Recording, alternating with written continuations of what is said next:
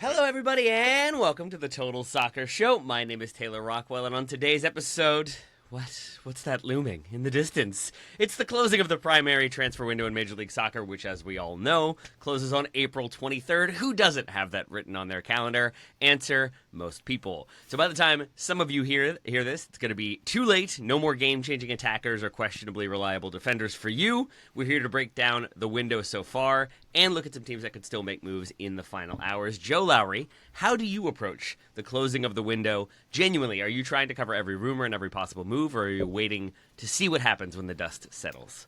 A little bit of both, and I guess by cover every rumor and possible move, it's just read the great reporting work of others that are actually doing that. I try to stay on top of what is happening up until the close of the window. It seems like RSL are cooking over in the corner a little bit.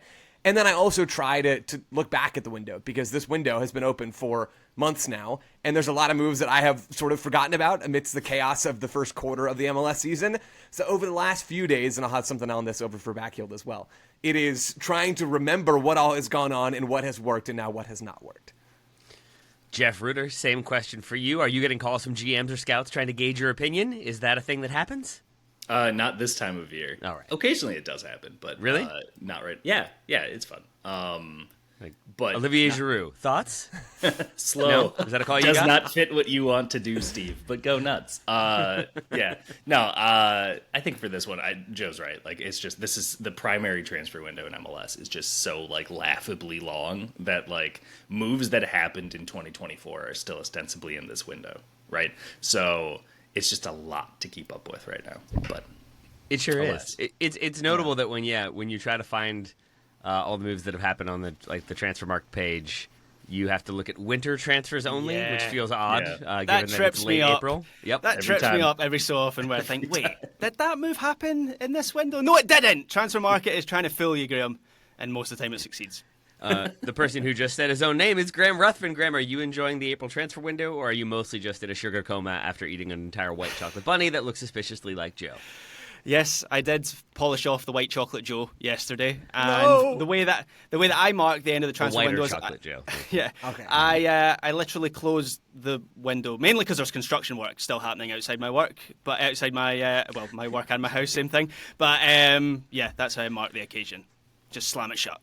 Graham, do you ever worry that you're in a Truman Show style simulation? It feels like you are always having some sort of construction or road work around you at any given moment. It feels like you are under observation 24/7. They do it deliberately, Taylor. Just before I started recording today, I noticed like a cleaning truck coming down the street. I was like, no! And then it'll do circles round, it'll do donuts like a monster truck right outside the window. It's this cleaning machine and Gravedigger. They take it in turns on a daily basis to do those donuts outside my window.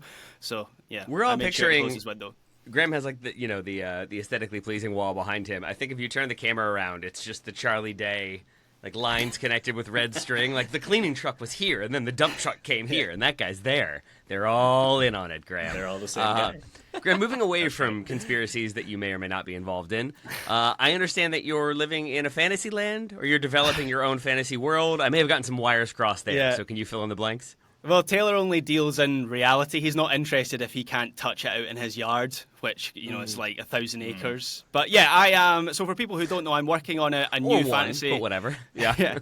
I'm working on a new fantasy soccer platform. I've been working on that for the last few months. It is we're designing a whole new format based on transfers and bids. And we did like market research last year, and American fantasy soccer players in particular seem to be a little bit like frustrated with the FPL model of basically everyone having the same player. So we decided to come up with something entirely different.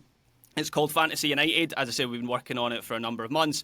We're focusing on MLS first, and basically the reason I'm mentioning this on today's show is we need some testers for this. So we've had one phase of testing so far. That was with a small group of testers. I think Joe was in. And I'll cut in here to say the app looks great and is very fun. If you like MLS, you do because you're listening to this show, you should listen to what Graham is saying. Graham, continue. Thank you, Joe. So we're opening it up now. We have like over 500 people signed up already. So all you need to do if you want to be a part of this is like just play the game as normal. Maybe give us a bit of feedback. If that sounds like something you'd be up for, go to futd.app. So futd.app. enter your email address. It's very quick. You can do it in like 10 seconds, and we'll send you an invite. You'll need to be quick because the transfer deadline is on Thursday. And if you want to join the league that I am in the Harvey Neville Championship. The Brexit Premier Division is already full, I'm afraid. There's some other ones in there, like the Tommy McNamara Super Division. So, futd.app if you want to help help us build something that hopefully will be very cool. I have to say, I was like, wow, you can tell we're juiced when all three of us had something immediately. I was just gonna say that I'll never forget like the Harvey Neville's storied rise from League One and the hard-fought promotion battle to get into the championship. Yeah. Was that a bit of sarcasm about Phoenix Rising's very own right back Harvey Neville, Jeff? I certainly hope not. I mean, one of the best players to have ever come from the lineage of an active. Totally, you're selling it. You're really selling it. We've got the Tommy How are you McNamara. getting quieter as you talk? Yeah, he can hear everything. Listen, Phil Neville hears all conversation. He will take it out on pro. He will take it out on journalists. Jeff just wants to be the kings of the castle, unfortunately. That's all it is. Oh, what a quote that was. Yeah, nice. Yeah, okay, someone got it. Good. So, we've got the Harvey Neville Championship. We've got the Nat Borchers League One, the Brexit Premier Division, the Tommy McNamara Super League, the Nuhu Invitational Super Division, Good. the Alan Gordon Premiership, the Kenny Excellent. Dr. Goals Duker Division, the Ray Hudson Magisterial Mega League. Yeah, join one of them. They're all actually the same, but join one of them, please. Graham, what's your favorite differentiator or wrinkle to the app? Just the fact that it's a bidding system. So where I've landed is somewhere between FPL and Football Manager. So you are bidding for players, and even if someone wins the bid for a player before the transfer deadline, as I say, the first transfer deadline this week is on Thursday, you can still make a bid for that player. And if the other user gets a big enough offer, they might take it. They might want to. You're building a squad rather than picking 11 players. So you pick 11 players for each game week, but you can build a squad up to 25. So even if you think this player's not for me this game week, you can keep them for if they've got a run of fixtures coming up. So it's just a lot more nimble. There's a lot more tactics to this game than something like FPL. And if I want to put all my money in on Omar Gonzalez and just have Omar Gonzalez in my team, is that allowed? There's a cap. We save you from yourself. I was gonna say, I think he'll be under the cap if he signs up with Gonzalez. To be fair, so Graham's app doesn't like freedom. Got it. Just wanted to make sure I wrote that one down. On that note, yes, please go check out the app. That was futd.app. Enter your email, your social security number, banking information, mother's maiden name. Yep, yeah. cool. Okay, Yeah, cool. back of the passport as well would be handy, not just the front. And there is a $10,000 registration fee as well, I think, something like that. Yeah, something like that. Yeah. I'm glad I've sandbagged this entirely. There's none of that stuff. Just put your email in. Play Totally in free. One We of the just want you to ridiculous play it. leagues. There we go. Totally free. We just want you to play it. And now, gentlemen, let's talk the transfer window that has been, still is. Lots of stuff going on. We're going to do some categories to break things down. And up front, it sounds like we all had trouble with different categories, which maybe speaks to the length of the window combined with maybe that you get some blockbuster moves, but you don't get as many blockbuster moves. And I think with some of the parity in Major League Soccer, you don't have teams, in my mind at least, that are obviously not making moves, obviously getting worse. There are some teams that still need to strengthen, certainly. But Joe, is that a thing you feel like, that maybe we all have some stronger answers in certain categories than in others? I think so. And there's also, with all of these awards, and this is end of season awards, this is any award category you do, there are different ways of looking at the situation. And some of this, I think, is just about building your argument for the answer that you landed on. So we'll see how well I do up in my lawyer garb making my arguments today. All right, well, let me start with this then. If we're going with teams that had the best window, Joe, a month ago, are we putting Atlanta United number one? I mean, Graham's shaking his head. Yes, I don't know maybe not number one, but I previewed Atlanta. I will hold my hands up that their recent matches have humbled me somewhat because I thought they were going to be good, and they are very much not good at the moment. But I thought they'd had a blockbuster window. Yeah, and they Listeners, he did. only held up one hand. I just want that on clear. YouTube viewers know that. Thank you, Graham. There we go. They did have a Well done. blockbuster window, right? And I personally believe that Latte Lat and Miguel Maron were good signings for this team. I think that those players are not the problem. The problem is that they don't seem to have a real consistent approach under Ronnie Dyla. The problem is that center back is no good, that Brooks Lennon has taken a step back at right back, and that they really don't have the sort of quality in central midfield that you needed. And it turns out that essentially they've just replaced Yakamaki and Almada with Latte Lat and Almiron. And that's not really made them into a much better team. Alexei Marenchuk, I think, was the big miss of the DPs, and that was last summer. So I would not have gone with Atlanta for best window, although I do think that the window still wasn't horrible. They just have a lot of stuff to figure out. My pick, to toss this out there, for team with the best window, and I'm tempted by a few others, including San Diego, but I think they're a bit of a weird answer here unless... Yeah, do we name nominees before we try to come to a consensus, or do we just let Joe give a winner and then we all... No, I think we all have our own winners. We're talking about this live. Sorry, we gotta all have our own winners. I'm just thinking that San Diego are sort of in their own little space on this, and they're going to come up for me later. So absolutely. I do credit San Diego. They built this team from scratch. Not every signing was made in this window, but they have signed a lot of really key quality players in this window. My real answer though is the Chicago Fire. 5 new starters in this team: Jonathan Bamba, Jack Elliott, Zinkernagel, Kouame, although we still haven't seen a ton of him, and Leonardo Barroso. Those guys have helped take Chicago from dead last in the East, 28th in MLS last year in the Shield race, to a team that looks like a real threat to make an automatic playoff spot. They're currently 8th in the Eastern Conference. This Chicago team looks vastly improved, and Greg Berhalter deserves a lot of credit for that. They made a ton of moves, and a ton of meaningful moves in the winter, and are no longer, and maybe this has gone under the radar, they're no longer a laughingstock. The Fire has been a laughingstock for so long in this league, and they're not. And I think they deserve a ton of credit for that. For me, Chicago have had the best window. There's some others with good windows, but the Fire are my pick here. I think I'd agree with that. If I'm looking at other teams that had good windows, like I like how you put it, like good window versus best window. Like I think Dallas had a good window. I think that you can look at Dallas and you can see kind of similar to Chicago, albeit in a very different way, bringing in Luciano Acosta from within the league, being that first team to truly like Jack McGlynn and Davon Jovic had already moved in the cash transfer mechanism, but this was the first one that really showed like, hey, this is the upside to buying a player from within Major League Soccer, because you already know how they will transfer. They've played in these stadiums, they've played in this league. There's not going to be an acclimation period of adjusting to living in the United States and Canada. So, that was a very good move, and I think that you can see under Eric Quill the direction that they're trying to go into. I think they'll be more competitive in the Western Conference this year, but Chicago, I think that anytime that you can go from contending for the wooden spoon every single year, just about, for like a decade running, with that one exception of when Bosch and Schweinsteiger showed up, then, it's truly transformative. I think that the coherence of having Greg Berhalter at the helm compared to Georg Heitz and Pelzer and the predecessors and all of it, you can just kind of see a coherent vision where there is still going to be some homegrown feel to it, which is good. I think that they recognize that there was value in the more developmental focus that they kind of used as a shield almost to defend their sporting strategy by saying, hey, look at John Duran, look at Gaga Slonina. We know what Georgi Mihailovic, we understand what we're doing for player development and moving them on, but now they actually look like they could be a coherent team in Major League Soccer in their own right. And I think that is only going to help their aspirations to be a selling club as well. Yeah. So did you have them in there as well, Jeff? Yeah, I did. Well, good pick, Joe. I did too. So I say good pick, Joe. Graham, buck the trend. Who have you got?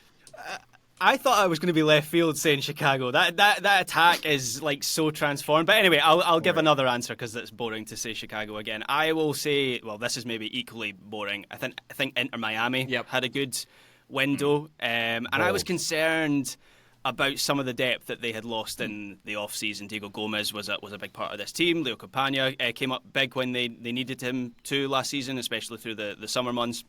But you look at the signings that they made, and I know it's still early, but their hit rate is looking pretty good at this point. Or at the very least, you have signings who are already contributing to this team. I think Segovia was the player I was most impressed with initially because of the way that he gives Miami a different dimension through the midfield, although he's shaded to the left in that kind of midfield three when it's a midfield three. He gets like 3 goals in the first 2 games of the season, and he's driving forward, and he's got a good shooting range, and he's adding another figure to that attack, which is definitely something different to Diego Gomez. Obviously, that is a very competitive part of the Miami team, so he's in the shuffle with Allende if he's on the left side of that midfield, or Yannick Bright as part of the double pivot with Busquets. But I've liked a lot of what I've seen from Segovia. Allende as well, who I just mentioned there. Just another attacking piece for Inter Miami to give themselves another edge, which is always beneficial for them, where you have 2 aging players carrying that attack and maybe some like international windows throughout the year as well thrown in. But he had that incredibly, like Segovia, had that incredible hot streak to start the year. Had the calf injury, which disrupted him a little bit, but is back now. So I'd be happy with those two signings in particular if I was Miami. But they've also got Max Falcon, which I know, not his name, but we continue Still to call him that. Lujuan has also looked useful at right back and in central defence as well. Fafa Pico has contributed in moments, gets that winner away to Atlanta, which felt like a big game at the time.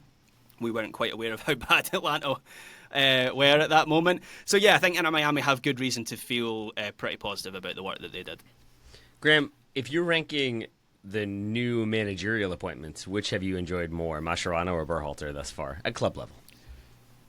Well, I think Berhalter, to be honest, he's had a more transformative impact on that team, right? Where Mascherano clearly has had something to work with. And we've seen, we're still trying to work out what the Mascherano impact is or the Mascherano influence on this team is. They seem a little bit more proactive out of possession, maybe at the cost of a little bit of attacking verve. Maybe, they've drawn a blank in their last, or they've scored one goal in their last two games. In the league, so there's still maybe a balance there for Miami. But yeah, Berhalter, what he's done for Chicago so far, and look, they are far from the perfect team. That's why I thought my Chicago shout was going to be a little bit left field, was to go so far down the Eastern Conference, because they'll make the playoffs, but maybe not much more than that. But it was never the gauge for Chicago to be in Shield contention or Cup contention or whatever. They can't go from 0 to 100 in one window, and the fact that they've gone from 0 to 50 or 60, or even if it's a little bit lower than that, is huge credit to not just Berhalter but the decision makers at that club. And on the Chicago note, I don't know if we talked about this yet. Kevin De Bruyne has been incredibly linked by Paul Tenorio and Pablo Maurer to the Chicago Fire, so it's not just Miami that are vying for him. Chicago want to go with a big name for that third DP spot. They were in for Neymar over the winter in a real way that's not fake. Like, that was a real thing. They're in for Kevin De Bruyne as well. They've got the money to spend. Joe Mansueto has never been shy about spending money with the Fire, and they've kept that third DP spot open for the summer with an eye towards using it on a big-time superstar level player. If they can snag De Bruyne, yes, the moves you make in the summer are really more for the following season in MLS than they are for this season. But you would hope that he wouldn't need a ton of time to acclimate into your roster. If you're already in the playoff picture and you get, 6 starts from De Bruyne in the regular season, and you get him in the wild card game and you get him for the first round, and maybe you can make a move. We saw last year tons of upsets in the East. I think Chicago are in a really good spot, and I have a ton of time for them in their turnaround so far from last year to this year. I think with what could have surprised Graham about Chicago running away with this category over Miami, I think when I look at the best window, the simplest way to define it is, do they look better than they were as previously constructed, right? And I think that undoubtedly Chicago is better, right? It's one of those where it's coach of the year is usually an apology to a coach for doubting their team before the season, right? That's kind of how people vote, is they're just whoa, you did so much better than I thought. Here you go, half a trophy. And I think that with something like this, Miami right now is on a 76.5 point pace right now. If they were to sustain their results so far, they would narrowly exceed last year's points record of 74. Correct me if I'm wrong. I'm not sure they look better. I think that's the thing that confounds me right now. And it's so early, under a coach who's, still kind of getting his sea legs and still trying to figure out how he wants this team to play, how he wants to run a club in general, to be fair, right? So, jury's still out, but they're more reliant on set pieces to find their shots. Their field tilt has actually dropped, where now they have a deficit. So they're operating with a 47.7% field tilt, which means that their opponents are having the majority of attacking third touches in a game. That's not really good for a team that is not constructed with defense at its heart, which, to be fair, no team in MLS really is. Only a few are every season actually focused on let's be a very good defensive team, and then let's see what we can do with the rest of the game. But I look at Miami and I think that they look more vulnerable than they did a year ago. And again, part of this could just be that they're all trying to figure it out. They're trying to figure out, minute management and make sure that they're fresher come the end of the season so they aren't pipped for a surprise like they were by Atlanta last year. But it's tough for me to give them the best offseason, because I'm not confident they actually improved, especially with how the personnel are being utilized and some of the rotations that Mascherano's made and some of the lineup changes with players who are already on there, like Drake Callender and Julian Gressel. All right. So congratulations to Chicago. Best window so far. Honorable mention to Miami, it sounds like. We're going to take a break. We'll come back. We'll talk about team with the worst window, best move, head-scratching move, understandably quiet window. That's my favorite category, and more. Back soon. Welcome back to the Total Soccer Show. We continued to do some transfer window awarding. Jeff Rueter, let's go to you for the worst window. We've talked about the best. Who had the worst window? I think if I'm going to say that the best window is the team that improved the most, I kind of have to call it the team that dropped in quality the quickest, and the swan dive of the LA Galaxy. Look, some of this was almost always going to happen. Just the price of success in Major League Soccer is that you can't keep your team. Players are going to price themselves out of their salary budget slot that you had appointed them for this. Good players are going to be picked up by, if not MLS suitors, by clubs from abroad. I get all of that. However, the Galaxy right now, they went all in last year by the look of it, by the look of how their cap sheet is looking, their squad build, all of it. It worked. And now they have to kind of go back and lick their wounds as they wait for that next time to push. And maybe it's not even time to push, to be fair. Maybe if you're going to lose Ricky Puig for almost all of a season, it makes sense to kind of use it as a roster churn season. So this could be one of those that looks necessary for sustainability in 2 to 3 years. But for the short term, they got a lot worse. They lost Gaston Brugman, who still looks like he's doing the job in Nashville. They lost Jalen Neal, who was probably their best high upside developmental hope in terms of either becoming a mainstay for the senior team or being a player who could move on for a decent transfer haul. They lost Joveljic, and I'm a Christian Ramirez stan. I've been covering him for over a decade now, since he was with Minnesota United in the NASL. But at the same point, like that's a very different profile of player. That's going to be someone who maybe you're looking at to score 13 to 15 rather like on like a great season compared to like 15 plus, 17 plus, right? So there's some trade-offs with goals as well. And then the lack of depth has been exposed. And a lot of those are the types of moves that you had to make to be cap compliant. Like, you would have liked to hold on to Sean Davis. You would have liked to have just more MLS caliber depth, because right now they're getting overrun and outplayed pretty much everywhere they go, including home. So, some of this is a victim of circumstance, again, because of the injuries. But I think the Galaxy, they're the team that's gotten a lot worse over the offseason. Overrun and outplayed is not really what you want to hear when discussing your transfer window and the start of the season. So I think that's a strong nomination by Jeff. Joe, did you go somewhere similar, or did you look elsewhere? The Galaxy were my top honorable mention in this category, and I think Jeff is right on with everything that he said. I don't disagree with a word of that. The reason I didn't go with the Galaxy is because I can at least kind of understand what's happened for them and Totally why the moves have been made in the way that Jeff already explained, right? They were forced to make some of those moves after going all in last year.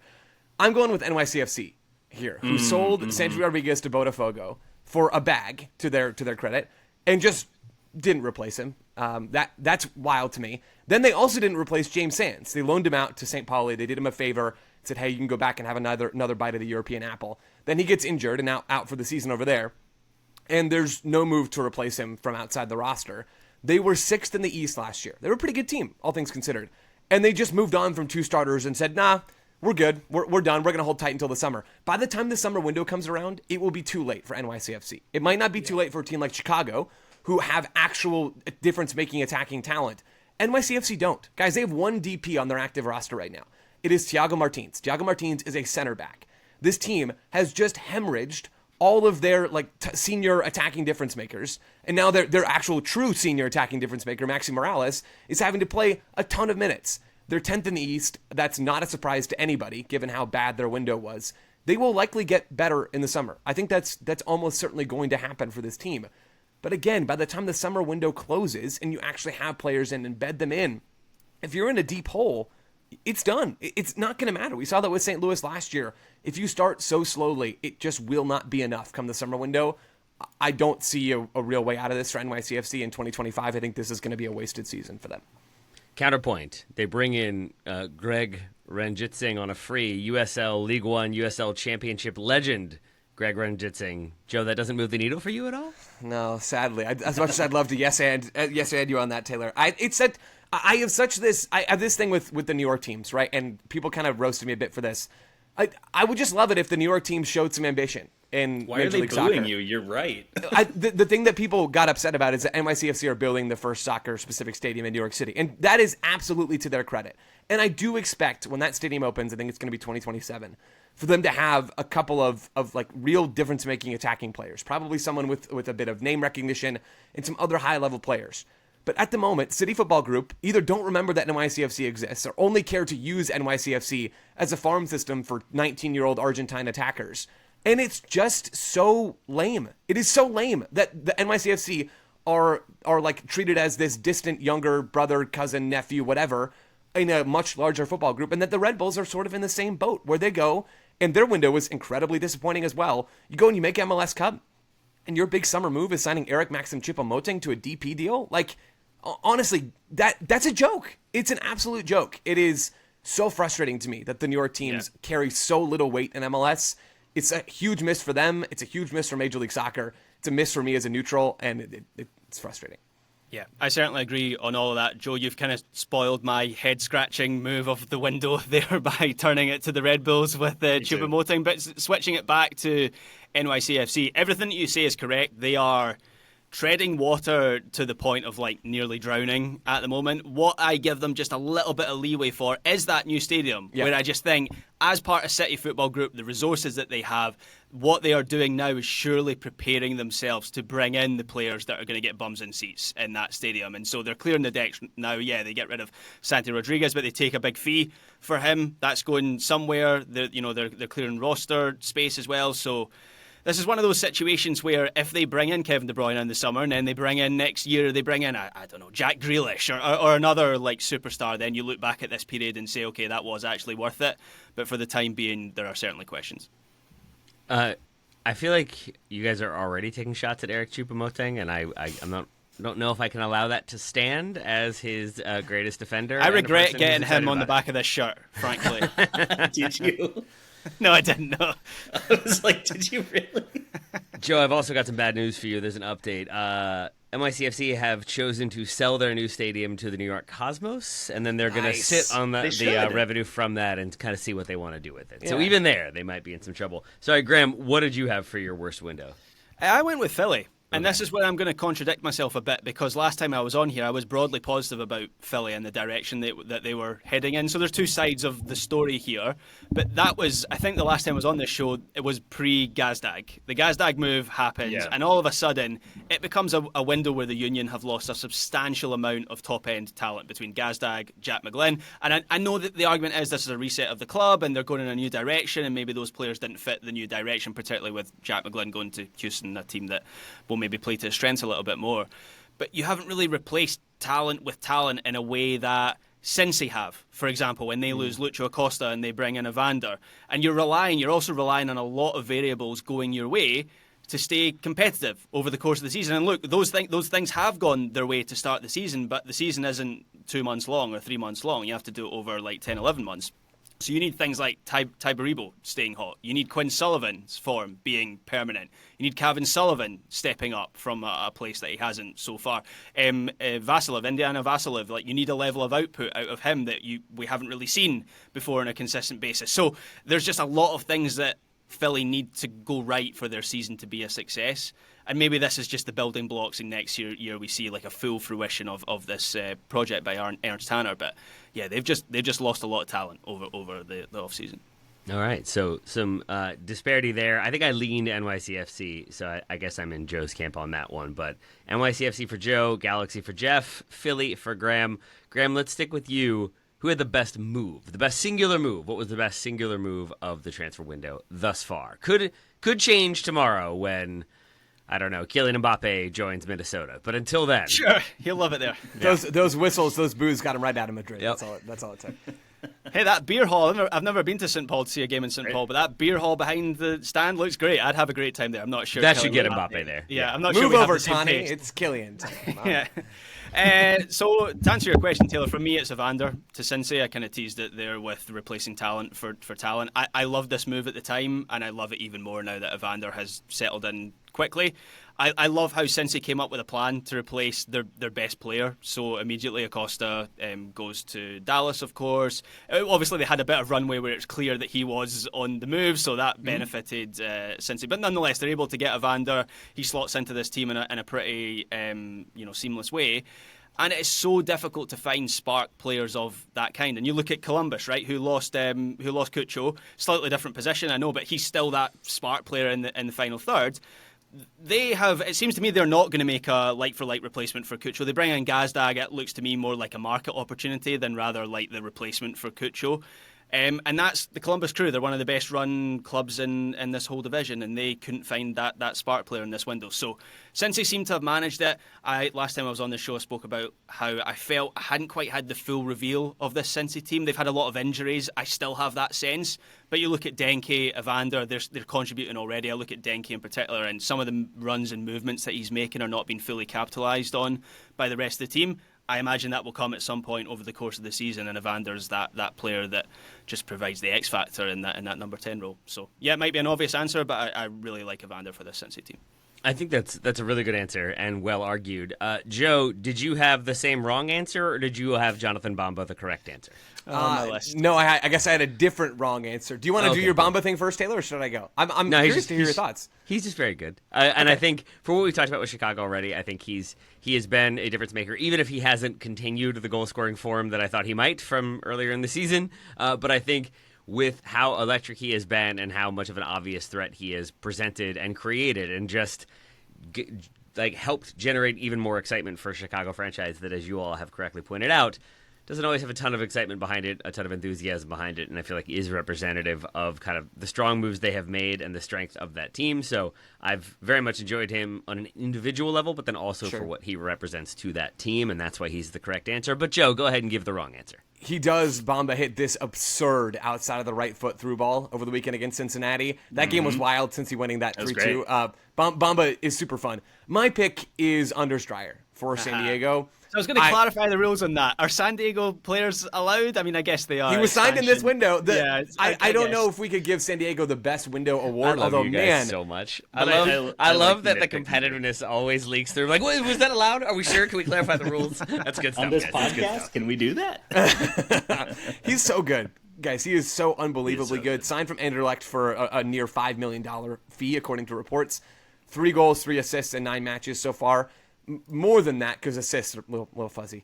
He leads MLS in non-penalty expected goals plus expected assisted goals, a.k.a. he's creating chances for himself and for others, right? And he's doing that better than anybody in Major League Soccer. He's second in that underlying numbers category, only behind Messi on a per 90-minute basis among players with at least 400 minutes in MLS this year.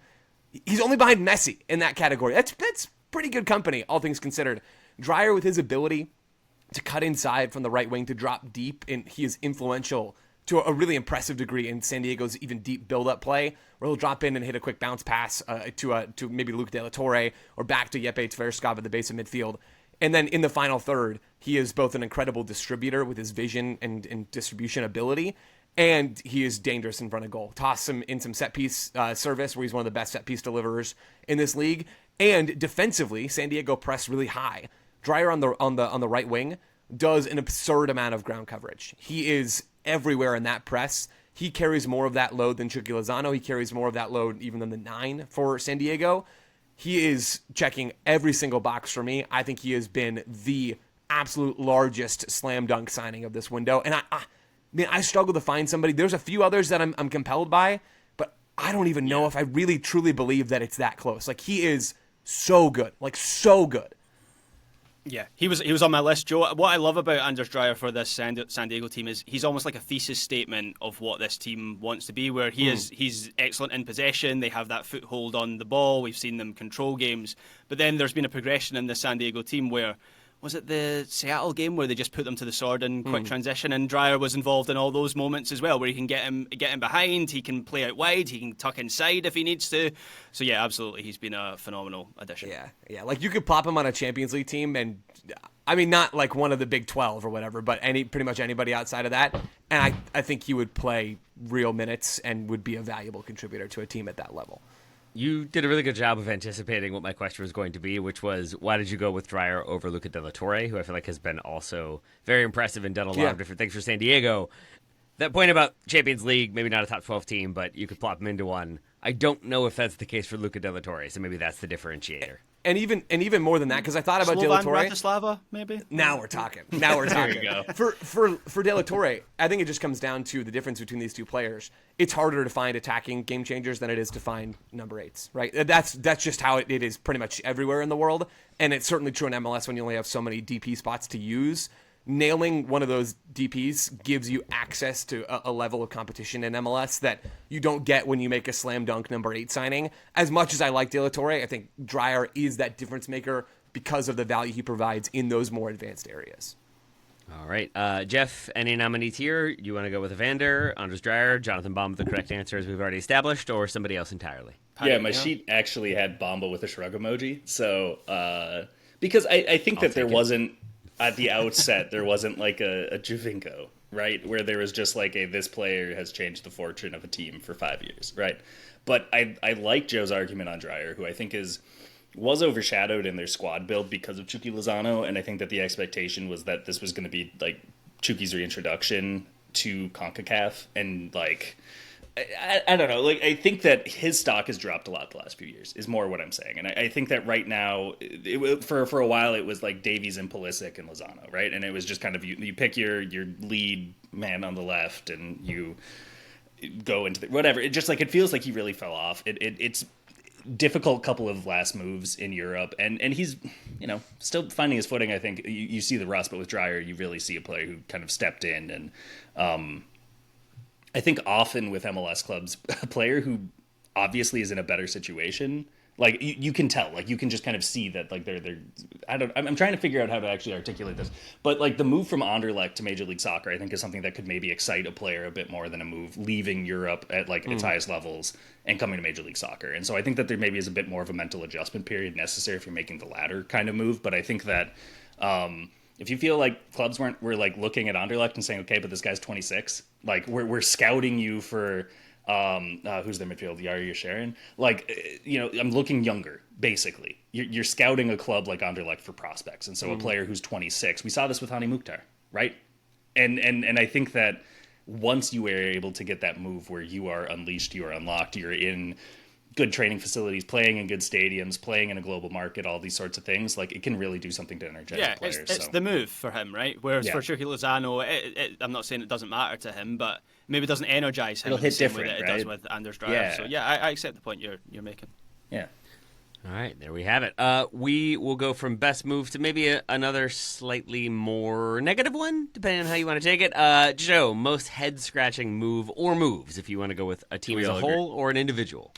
I'll go with What's the name in the back? I'll go with an individual.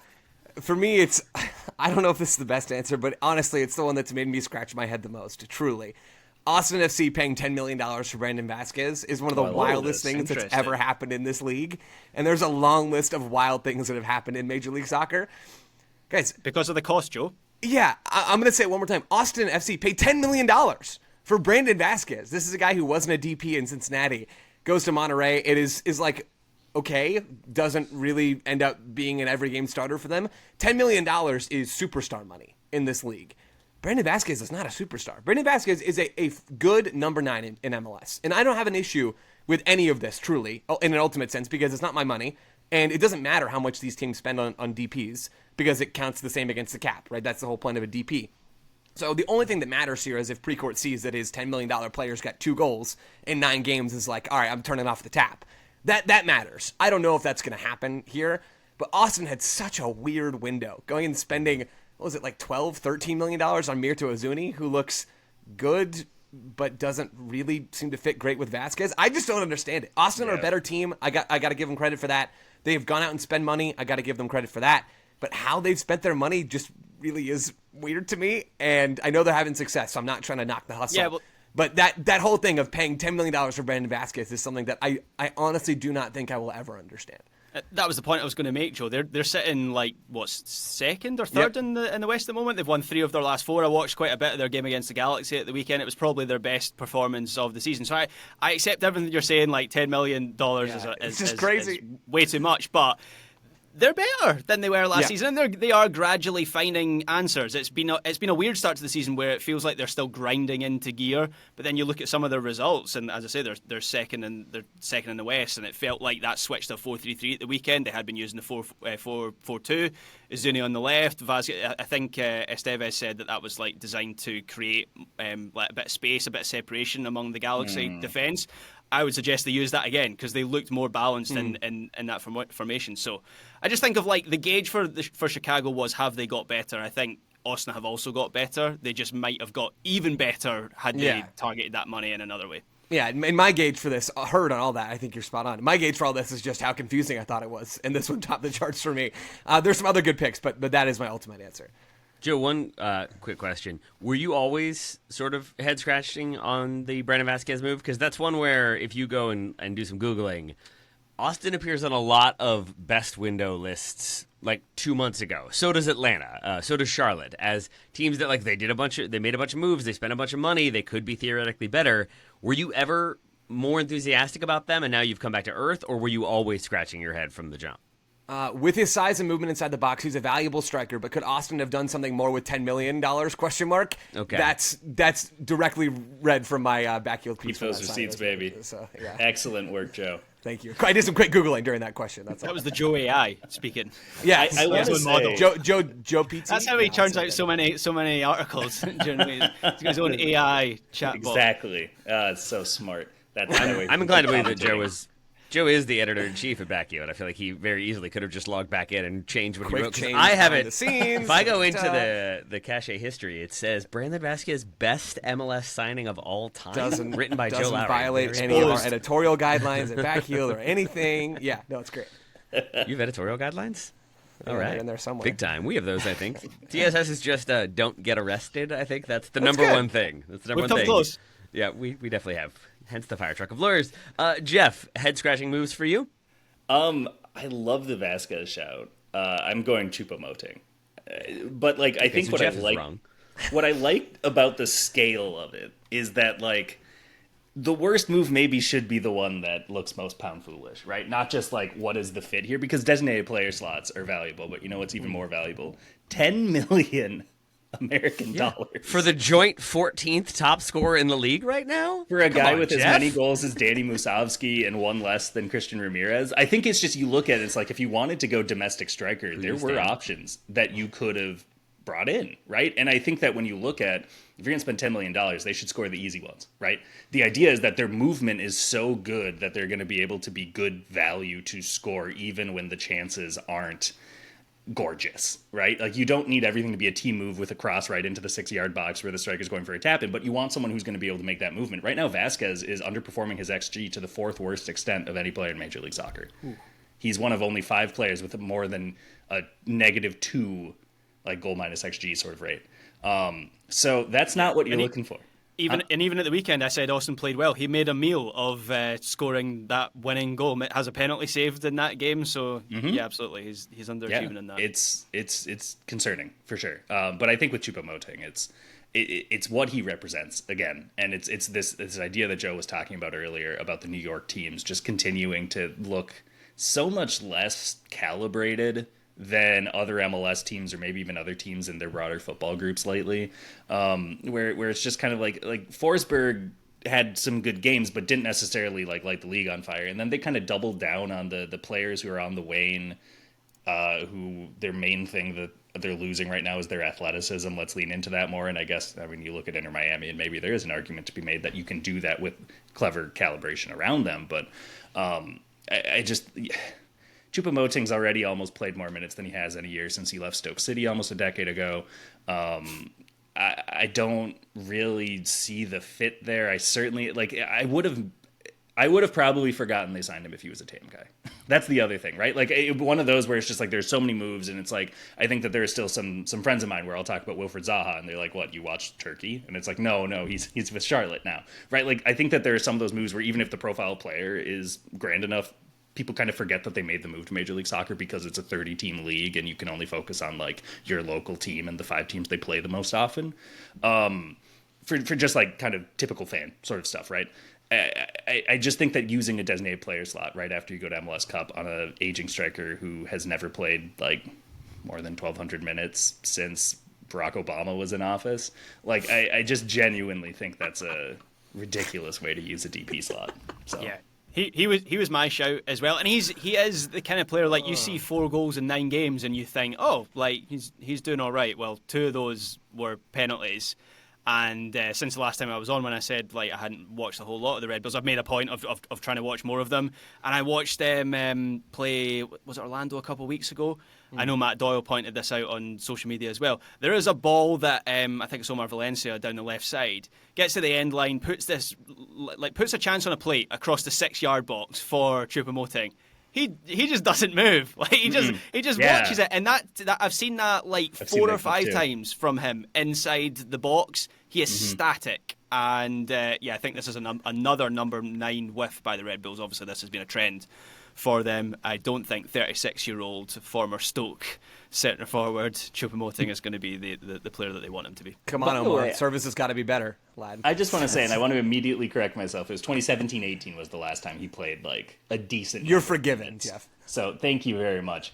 There's a weird trend where that team, that 2017-18 Stoke City team, just continues to show up in Major League Soccer. Here we go. I'm going to name some guys. Ready? Yep. Choupo-Moting, Xherdan Shaqiri, Legend as well. Ryan Shawcross, Yeah, baby. Jeff Cameron, Tom Edwards, Bojan Kirkic. Like, why? Wow. Why is this team so well represented in That recent list went MLS 3 names memory? deeper than I thought it was going to. That was amazing. Yeah, That it was just great. kept going, and like there's still room. I mean, obviously there's like plenty of room for Kurt Zuma to come here. In the next There's few still years. like, is Charlie Adams still playing? Is Kurt Zuma Like- the cat guy? Yes, Yeah. he's the cat guy. Yeah. That's let's go ahead and activate the fire truck of lawyers. I just was asking. I mean, I think that Stoke City walked so that Nottingham Forest could run. That's my contention with the number of signings Beautiful there. words. That Stoke team, that was when they parted ways with Tony Pulis, right? And decided we're going to be an expansive, free-flowing attack. No, we're Yes. not. We're Stoke. We're not going to do at the last minute, right? Yeah. And final counterpoint, is he static, Graham Choupo-Moting, or is he laying in wait and picking his opportunities? That's what the best strikers in the world all know how to do, and he's clearly on that list. Of so. which he has never been one of, even 10 years ago when Barack Obama was in All right, office. well, agree to disagree that I'm correct and you are wrong. My final question for you all was, like, all 3 of you know much more than I, certainly about Major League Soccer, also lots of other stuff. Is anyone confused by FC Dallas, or am I the only one? Because some of their moves have, I think, made them better, but at the same time, from what I have seen and what I have read, it doesn't feel like they fully know their best formation, their best starting lineup at present. Lucho Acosta, with the way he left Cincinnati and kind of wanting control, wanting people around him to be involved in the club, that kind of felt like an odd exit. And then a lot of their signings have been sort of older players who are playing a role but you can't really rely upon, or younger players who haven't maybe fully established themselves yet, which all could be good. It just has me a little bit uncertain. So am I being unfair to FC Dallas? I open the floor to anyone who would like to respond.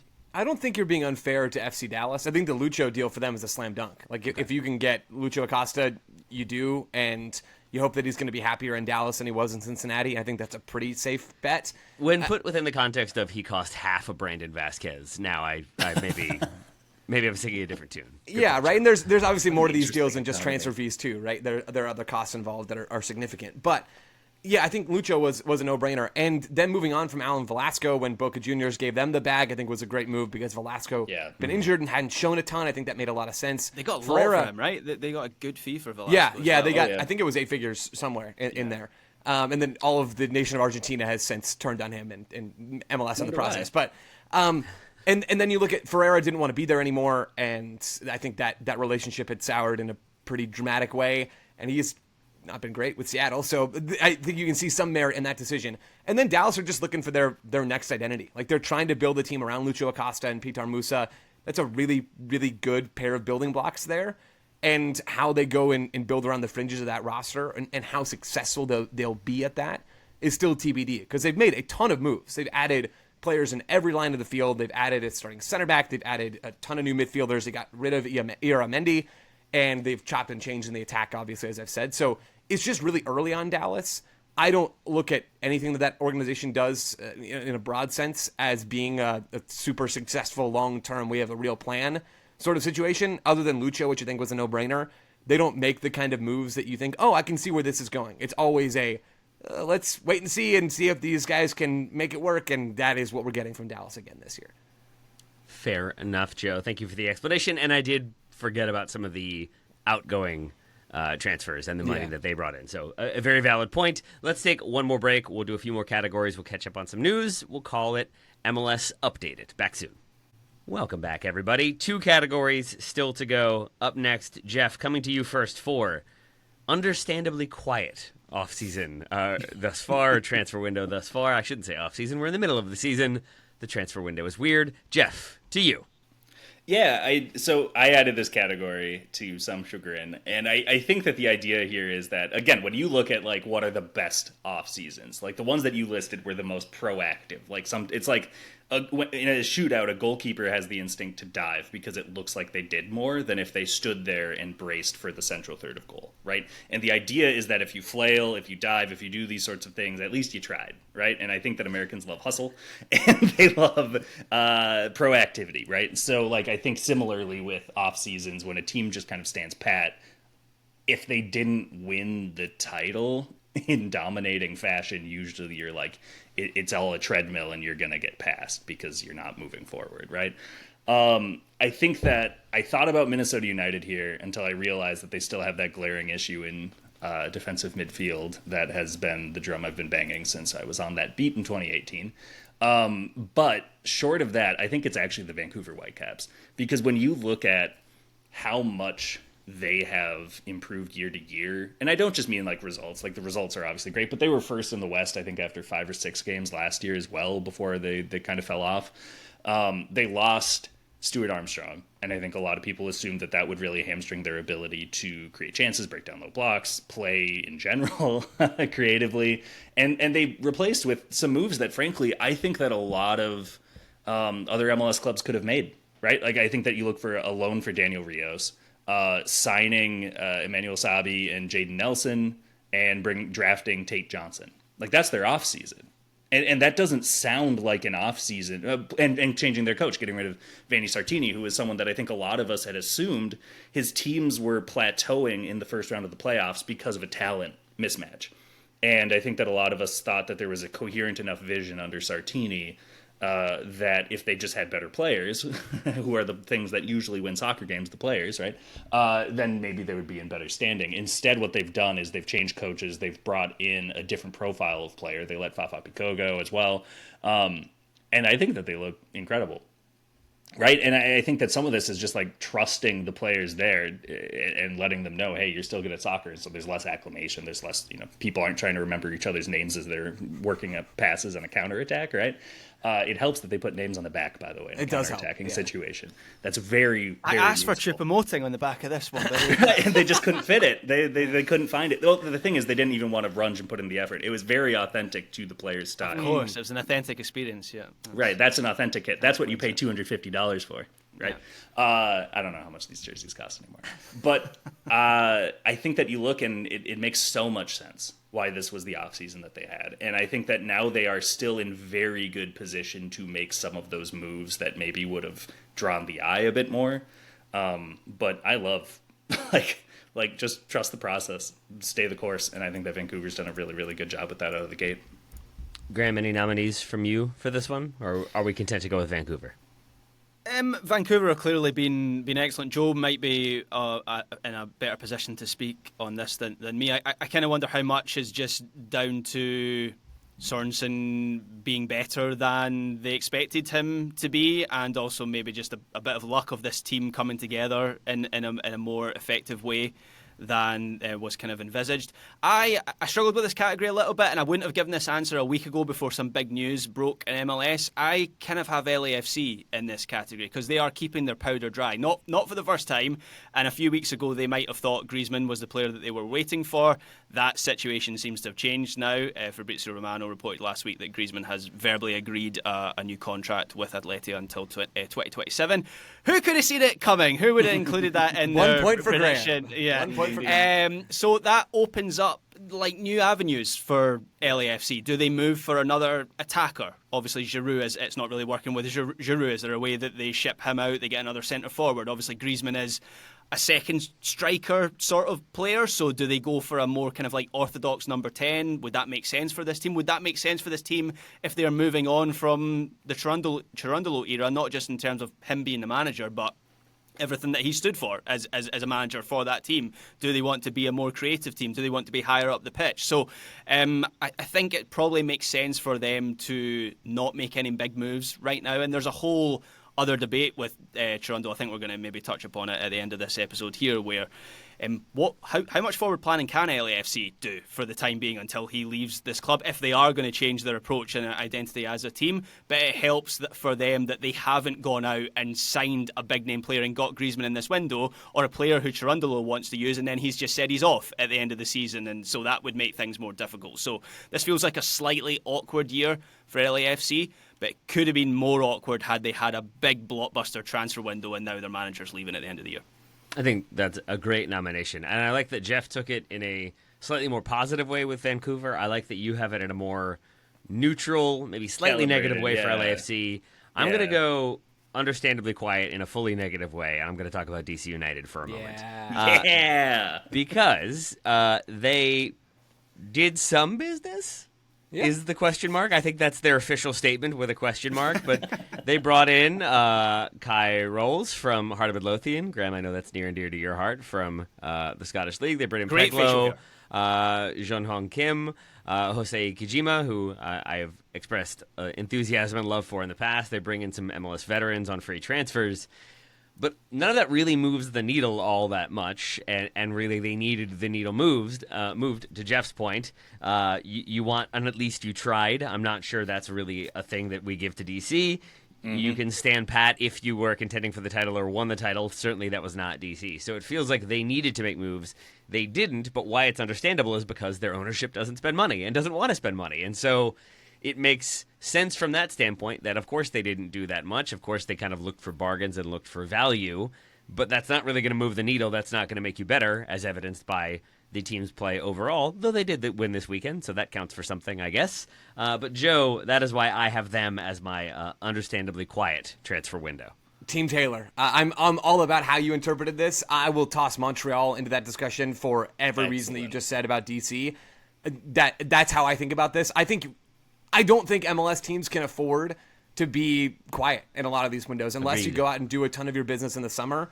But even then, there's always something to be done. And maybe this is ignorant because I've never been inside a front office and I don't understand how hard it is it's not ignorant. to go and do that stuff. Yeah. I think there really is always. There always are things to happen here and things that can be done to elevate you. And for DC and Montreal, I understand exactly why those things didn't happen, and Taylor already said why. All right, there we go. So somehow it's still Eric Choupo-Moting is the answer. I don't know how that happened. Final category, best intra-league move. This is, I feel like, some full-on MLS weeds stuff right here. Graham, did you have any strong nominations for this one? Well, I think I have to say Evander, considering he was my best move of the should we take whole him and window. Acosta off the table? Yeah.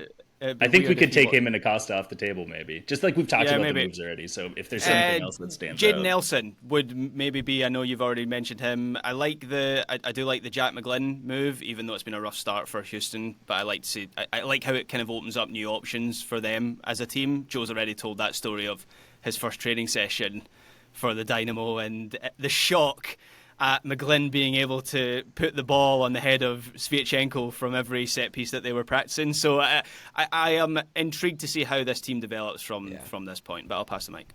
Yeah, Jack McGlynn I think is a great pick. He's on my list. My top answer though, and I guys, I got to be honest, I kind of forgot that this happened in the way that it did. It's Chicho Arango to the San Jose Earthquakes. He's a trade. He's not a cash trade. He's a good old-fashioned GAM trade, baby. $1.4 million in GAM in a national roster spot from RSL. He's got 6 goals, Chicho Arango, for San Jose. He's been really good and has continued his ability to go and produce for different teams in this league.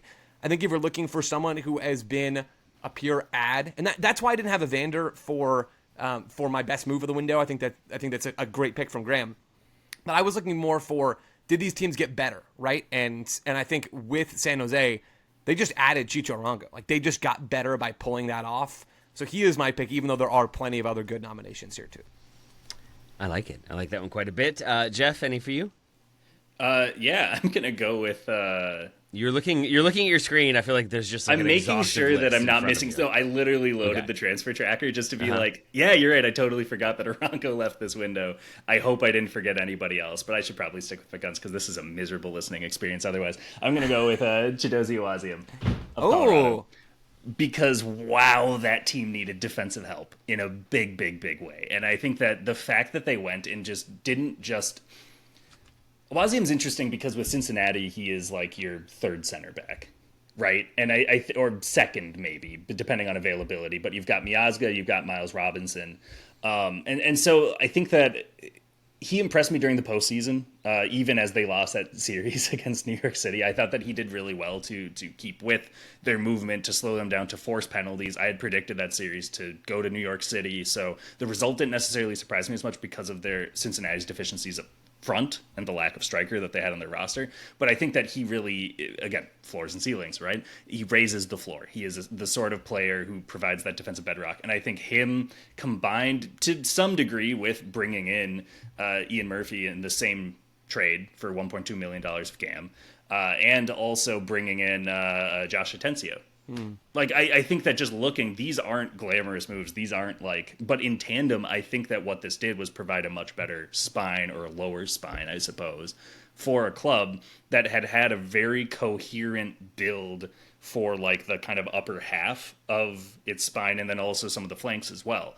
And so I think that in total, you just have like a really good defensive bedrock there with Awaziem. And I think that he is proving that he can be a number one center back in Major League Soccer in the right system. I think that so much of what has happened since Chris Harm has put pen to paper has been so fortune changing for them in a way that it looked like early Robin Fraser was as well. Just the sense of having that sort of kind of clear vision of, okay, this is what I can work with. This is the opportunity I want to have. I actually do want to coach the Colorado Rapids.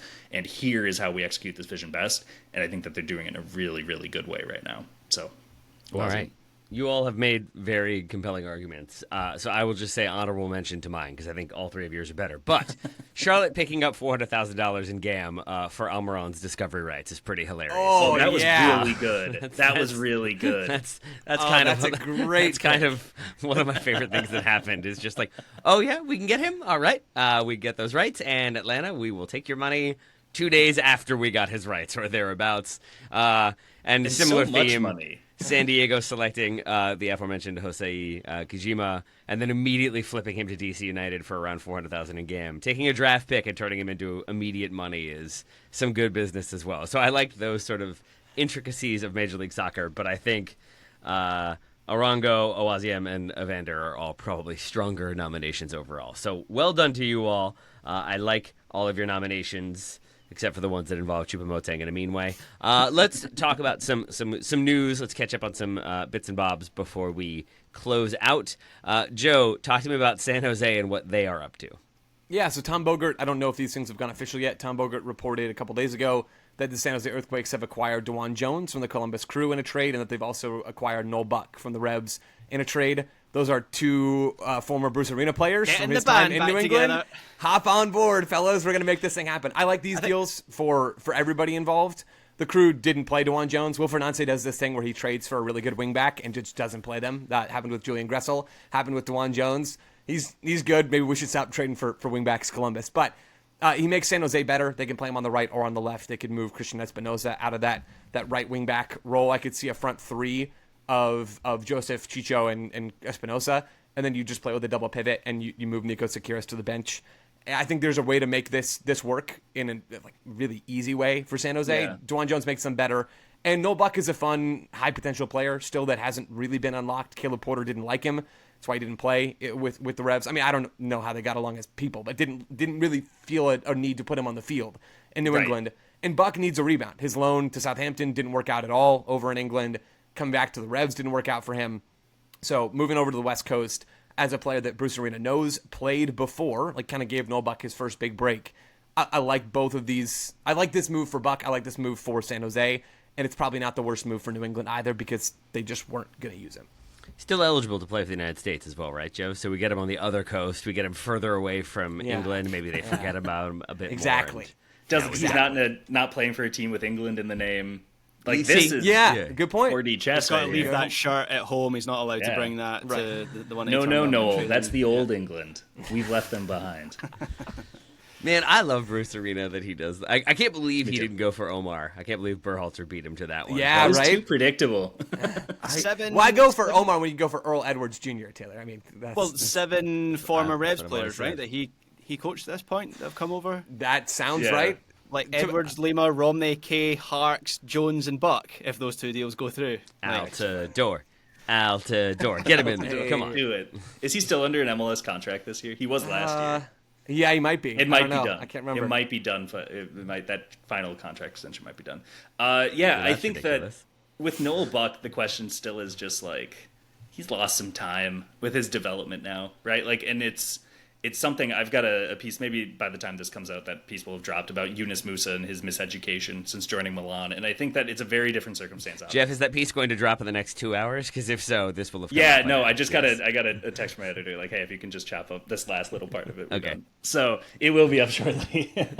But I think that with Buck, it's just like, is he going to be an 8? Is he going to be a 10? Is he someone who needs to shift out wide so that he has a little more time on the ball to set up his chances? Whatever the case is, like, unfortunately, we've just lost a lot of potential to see that tape, right? And I think that his stock among like MLS midfield prospects and just MLS prospects in general, but for some reason these days they all seem to be midfielders. I don't know what that's about. It's really dropped. And again, part of that, like Joe said, is just simply he wasn't getting that time or didn't gel with Caleb Porter's system or whatever the case may be. He just wasn't getting those minutes. He was bypassed for players who weren't necessarily even more veteran all the time, which is also kind of confusing. But we'll see how he can acclimate there. I think that there's just so many pieces, and I love San Jose kind of committing to that bit. It's like they'd heard all offseason people being like, wow, look at Montreal and Colorado. They love trying to find value within the league with trades and stuff. And then San Jose got all like fussy about it, and it was just like, we can do that too. That's all we can really do. So let's just go ahead and do that because John Fisher isn't going to spend much more than that. And like, this is how Bruce started his rebuild of New England. Granted, he inherited Carlos Heel, but he's inheriting Christian Espinoza now, right? So I think that you can see that chief chance creator on the roster, and then you just supplement it with guys who have done good work in MLS and still have unfinished business. And it's looking great. I mean, like, it's very treacherous at points, as we saw over the weekend. It's not always going to get results against bad teams even, but it looks different. And if nothing else, I like that we see something different from San Jose after the last couple of years. If you asked Bruce Arena, Jeff, like, what is Noel Buck going to be, how disinterested of an answer are you going to get? Or do you think he would actually give you a positional, helpful answer? No, I think he would say that's a stupid question and say stuff about, like, all I can focus on is what he's doing today. And I'd be like, yeah, you're right. All we have is today. Second time I think I've said that in the podcast in a row. I feel like I've gotten an answer along those lines from a number of different coaches, which is a testament to my question asking ability. Thank you for that, coaches, both international and in MLS. Graham, talk to me about Toyosi Olusanya leaving Scottish side St. Mirren. He's moving to Houston. Yeah, Olusanya is someone that I have watched a lot of in Scotland over the last 2 seasons. He's been an important player for St Mirren. He's been a system player for them, where they like to sit deep and then play on the counter. And Olusanya's pace facilitates that. That is the thing that he has, is pace. He is a hugely frustrating player, though. His finishing is extremely inconsistent. And TSS Plus subscribers on the Patreon, they might remember I did a vlog from a St Mirren game around about Christmas time. And a player in that vlog missed a penalty in that game. He missed a one-on-one. I remember putting the highlight into that video, and all the St Mirren fans around me were absolutely furious with this player. Yeah, that was Olusanya. That was that player. So Houston, look, they might need some pace in the attack. That might benefit their system in the way that like it has with St Mirren. Like, St Mirren in Scottish terms aren't a bad team. They're like a top half of the table team. But Olusanya, I don't think he will ever be the sort of player who scores 15 plus goals in a season, or even like hits double figures in the league. I was looking through some of his numbers. He's never done that in his career. So yeah, take from that what you will with a scout report on Olasanya. Yeah, I'm looking at his underlying numbers right now through Opta, and there's some numbers I love about him. Like he takes 20.9% of his touches in the Premiership this last season in the box. That's exactly where you want your striker to be. His direct speed is 3.3 meters advanced per second of possession. That's nuts. 29.8%. Jeff, why is that nuts for people who don't It's understand just so the fast. things Like you've just usually said? that number doesn't go above 2. And when it does, you like take note. And so to have it like twice as fast as a lot of players, that is crazy. You know what else is crazy? 29.8% of his shots go on target. Yeah, That's quite low. Joe, a notable defender of shots on target. You want to respond to that? Nah, I'm good. Okay. Joe loves that. Yeah, but that very much lines up with the eye test on Olasanya. That is Olasanya. That's what he does. Joe, since you declined my other question, I'm happy for Olasanya. I'm happy for St. Mirren to be losing a player in the middle of their season and not seeming to fully care about it. So that maybe also makes me less sign. excited Well, about that. it's not the middle of their season because we have a proper season, of course. Of course. All right. Well, Graham is muted. Joe, if I were to ask you, like without any of the rumors around them, RSL need the striker, correct? Need a Yes. goal scorer. Yeah, no doubt. What is the profile of player? What style do you think would fit them? I think they would benefit from a really well-rounded kind of classic 9 who can do a bit of chance creating by dropping in, but who also is a threat in the box and sharp mover off the ball. I think their personnel can do some of the chance creating stuff, although I'm still waiting for Diogo Gonçalves to do much of anything. Yeah. And Don Marchuk is just 21 on the right side. They just need talent. At the end of the day, they just need talent in the attack. And their ownership change, which is now complete, by the way, so they have new primary owners. That process made it so difficult for them to get a deal done early in the window. They are, it sounds like, just about to sign the striker from Boavista, whose name I'm not going to attempt at the moment, not just because I don't have it in front of me. There it is. Boavista apparently still have not paid FC Dallas or Reggie Cannon. This is from Tom Bogert. So Dallas, when this move came through and they saw that RSL was getting paid, they're like, hey, RSL, can you pay us? And they were like, no. And so Boavista are doing the unlimited money hack in real life where they just don't pay people for stuff and they don't get in trouble for it. But RSL just need talent at the end of the day. Yeah. I'm sorry. So the plan was we didn't get the money from FC Dallas, so you, RSL, just give... Or we didn't get the money from Boavista, so you just give us the money instead? That was Dallas's latest foray into the can we get money from Boavista waters. I would try it. Yeah, it was worth a shot. Yeah. And didn't play apparently according to Tom. I think this is a really exciting move, or at the very least a very interesting one, because he's 25 years old, Slovakian forward, obviously plays for Boavista, as you said. 4 goals this season in 27 league games. Not an ideal return.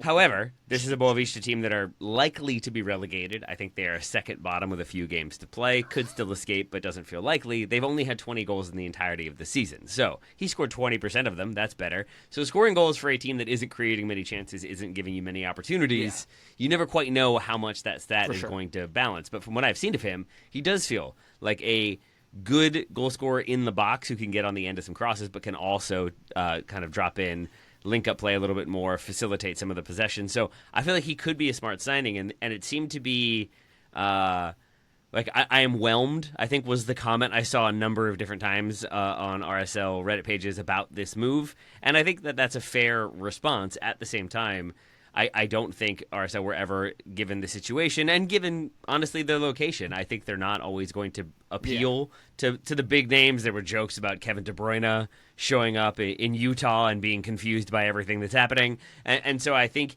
he is a profile of player. Maybe that's unfair, maybe that's uncharitable, but that they can bring in, that can make a difference, that can be just a reliable player, and that they could probably then still, even though he's 25 years old, sell on if he does hit for a decent amount of money. But if he doesn't, it's not that much money to have spent to bring him in. So I like it, even if it's sort of more from it's an interesting, curious sort of signing than it is a slam dunk signing. So that is my extended explanation of Robert Bojanek, and I still don't know if I'm pronouncing that one correctly. Sounded good. Let's Sounds talk right. about... It's like Derek Ray's in the room. Oh. I won't even try a Derek Ray. I was about to, and then I was like, I don't even know where careful. to go with that one. Nor do I have the rich timbre of his voice that would be required. Let's talk about Cherundolo leaving LAFC for a moment.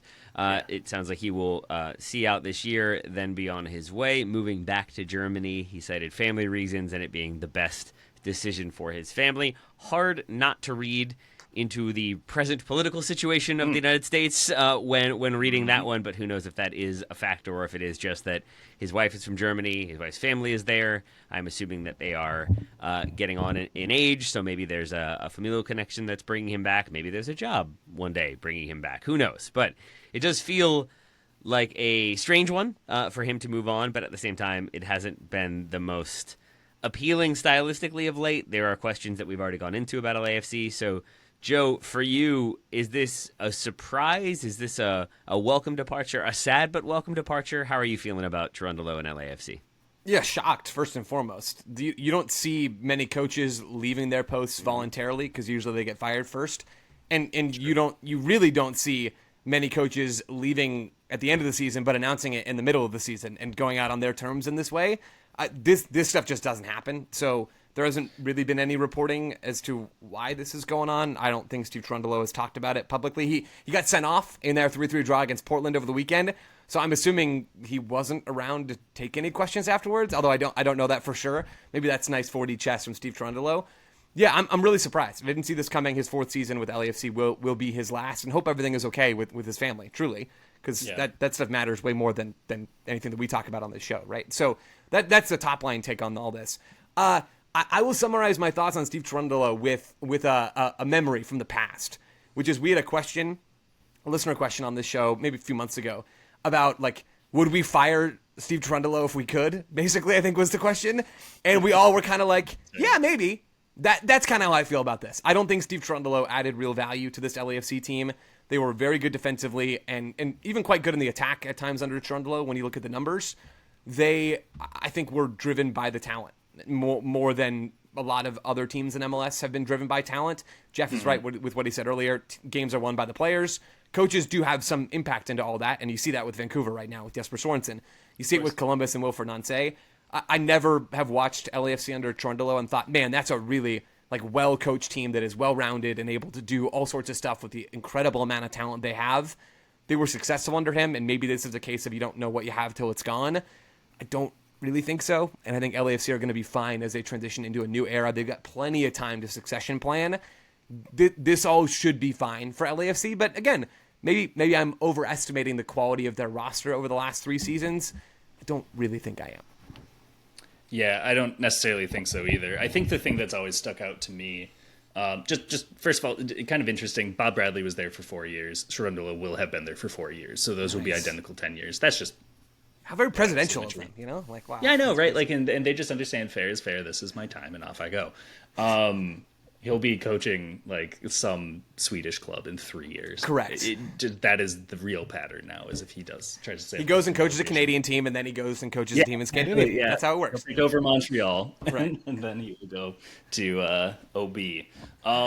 I think that the thing that always has confounded me about Cherundolo since that first season it was like they had just missed the playoffs, if you remember, in 2021. Bob Bradley left, and then they went on to win the Shield and MLS Cup. And so there was just kind of a general, like, everything looks so much better.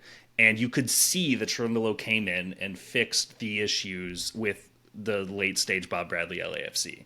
And I remember I did a profile on Cherundolo where I shadowed him for a game against, I think it was Vermees' Kansas City in 22. Spring 22, they won. Ismail Tajuri-Shroudy scored one of the best goals I've ever seen in person. He just had that about him. I love Tajuri-Shroudy. Just as one of those irrational confidence MLS guys. But the thing that Cherundolo made sure to emphasize was that balance is the most important thing. And as he goes about calibrating his decisions, it's always about making sure that the bottom can't fall out and making sure that if you're going to take a risk here, you're going to make maybe a more kind of conservative sacrifice on another side of your game model so that nothing ever gets too unstable. And I think that ultimately that ideology held them back as the league continued to grow and advance and evolve. And once they weren't able to replace like the late game excellence of Gareth Bale in the biggest game of the season, right? Like he only really did it that one time. He had another really, really good goal. I think it was against RSL in the regular season, but like you didn't sign Gareth Bale for that. You signed him to help you win MLS Cup, and he did that, right? But they didn't really have that same sort of effect from Giroud, certainly. And I think that when you look at how they play, you look at the personnel that they bring in, I can't imagine being in one of probably the league's sexiest market. I think I would actually say, I think that LA still maybe has a little more cachet than Miami, but I think footballers maybe disagree with me, and it looks like Miami is like the vacation epicenter, so fair be it. I mean, Jeff, we did just have a game in Cleveland before you're talking about sexy locales. Let's not say things too hastily. That's a good point. Thank you. That is a proper soccer hotbed and a global city, the Paris of the plains.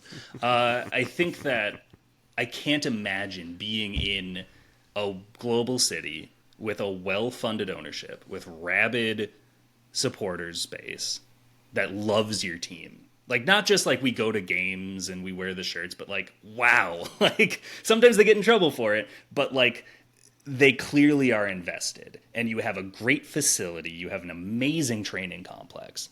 You have everything that you could to create like an absolute juggernaut and like showtime and the most entertaining, enthralling, dominant, like beat us at our own game, we dare you sort of model. And you still go and play like they have been. I just don't get it. Like, I don't understand like intrinsically what's fulfilling about setting it up as though you're playing with like a worse roster and you have to defend and then you have to counter through your outlet. I just do not understand like why that is the direction that they have really adhered to over the last couple of years, certainly. So we'll see if they evolve it. We'll see if it's another one of those kind of subtle tweaks from the predecessor like Cherundolo did with Bradley's team. But man, they just leave me wanting so much more. And the big game record isn't good either. So like some of this is also results driven, but stylistically, just it's confounded me for at least 2 years now at this point. I think since they lost to Columbus in MLS Cup, and you saw that you can win with something far more aesthetic. I think that was the game that, in hindsight, kind of looks like it might have broken the balance of that all.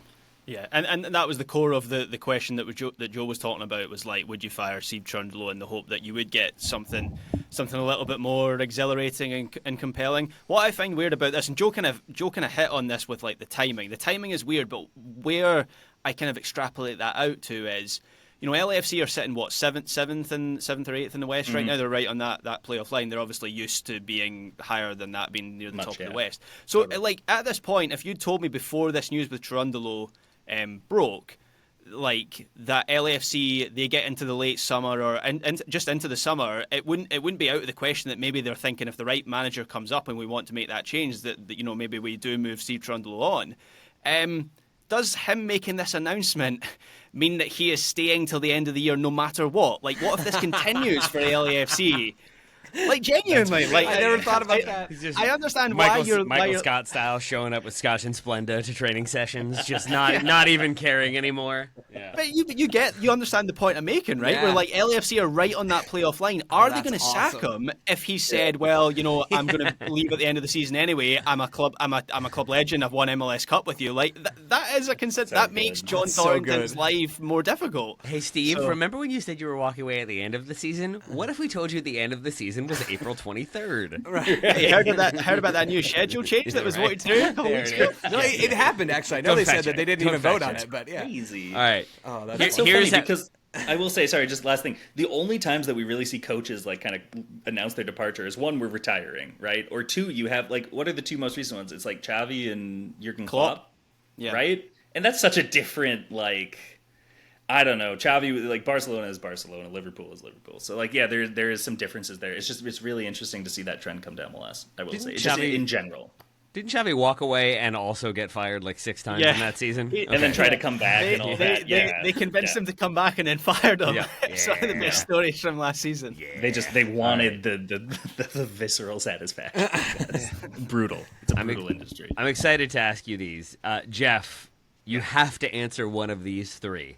Okay. Should LAFC, as a replacement for Steve Cherundolo, appoint Peter Vermees, Jim Curtin, or Bob Bradley? Oh man. You have to choose one. Graham, I'm coming Just to you to for the finish next the round. season. To finish the season, or Like as their next Next coach. coach. as their next coach. It's a minimum 1 year. Jim Curtin. Jim Curtin says, okay, Jeff. Graham, to you for the international options. Patrick Vieira, Tata Martino, or Juan Carlos Osorio? These are so good. Tata would be. Vieira's doing quite well at Genoa, right? Mid-table. No idea what his salary is up Well, to Okay, scale, Joe. yeah. Tiebreaker. So who's it going to be? The next coach of LAFC? Is it Jim Curtin or Tata Martino? Congratulations to Tata Martino. Joe, your answer? I was going to say Patrick Vieira, but then I forgot that wasn't on the table anymore. So Sorry, buddy. Oh, I know you were. That's why I did not come to you for that question. Man. My reputation precedes me. I do like Little me bit. some Patrick Vieira. Unfortunately, your options were Jim Curtin or Tata Martino. Oh, I thought I picked already. That's crazy. I'll pick Jim Curtin. Why not? Really? Yeah, sure. I think Tata. I don't. Yeah, Tata. You changed my mind. Let's do Tata. Man looks like he needs like a 2-3 year sojourn in the wilderness. Honestly, Joe, I really appreciate you with enthusiasm buying into the premise of this Sorry. exercise. Patrick Vieira. Oh no. Which is maybe a sign that it's time to end this episode. Jeff Rueter, thank you for bringing your enthusiasm and knowledge to this episode. Thanks for having me back. Graham Ruthven, thank you for bringing the same minus the Chupamotang negativity. I'll get that name on the back of the shirt one day. One day. It's not there. Maybe by the next time on this episode. Thanks, Taylor. My pleasure. Thank you. And Joe Lowry, thank you for refusing to abide by the protocol and nominating Patrick Vieira all the same. Yeah, no problem, Taylor, on that. Thank you for hosting. Also, Atlanta United, you are so lucky. You're so lucky that we've run out of time. Maybe we'll come back next week. for Atlanta United next week. Until then, thank you all so much for listening. We'll talk to you again soon.